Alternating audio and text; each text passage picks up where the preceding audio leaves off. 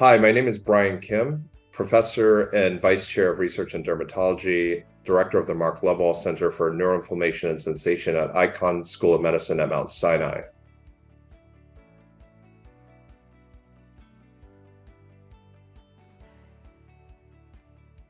In Vignette 2, I'll be discussing the molecular fingerprints of type 2 inflammation.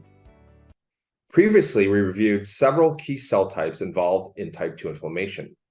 We also explained how IgE links the innate immune system, for example, mast cell degranulation to antigen, to the adaptive immune response, for example, generation of IgE by B cells, aided by adaptive Th2 cell-derived IL-4.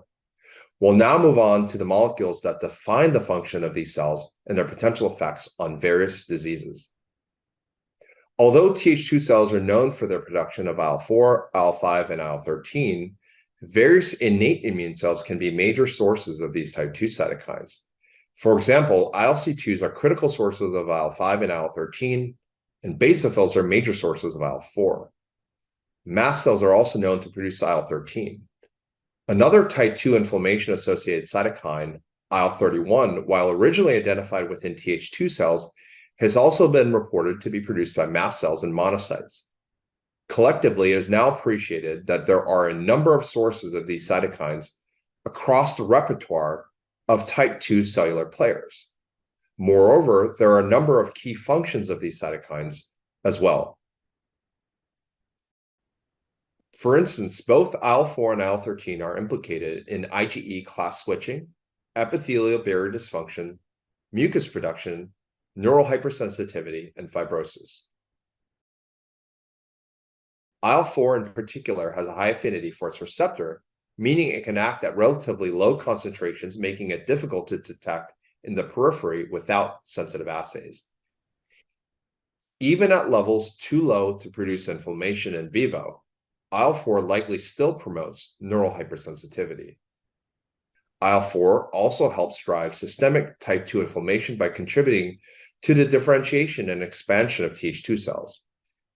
In addition, IL-4 promotes itch-inducing kallikreins like KLK7 and impacts the expression of IL-31, which is a key itch-inducing factor of pruritus. IL-4 and IL-13 play a key role in eosinophil migration into tissues where they contribute to pathogenic inflammatory processes. Then we have IL-5, which is a major growth factor for eosinophils.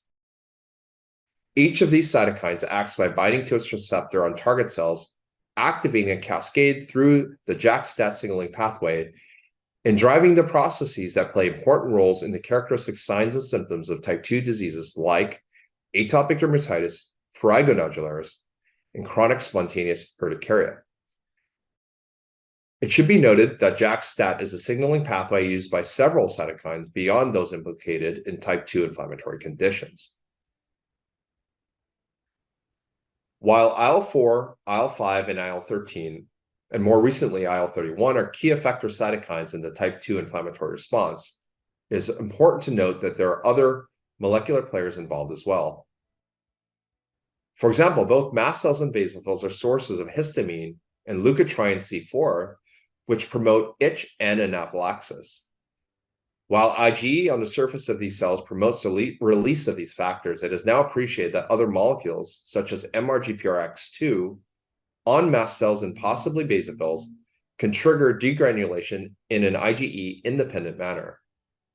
Finally, upstream of many type 2 immune cells, alarmin cytokines like IL-25, IL-33, and TSLP can activate a variety of type 2 immune cells to produce cytokines and other effector molecules. While type 2 inflammation can be present both locally in the skin and systemically, these various molecules activate a cascade of innate and adaptive immune responses with overlapping and distinct effector functions. Understanding how different nodes within this dynamic system are uniquely activated may help to explain the pathogenesis of distinct disease entities despite a shared type 2 inflammatory pathology.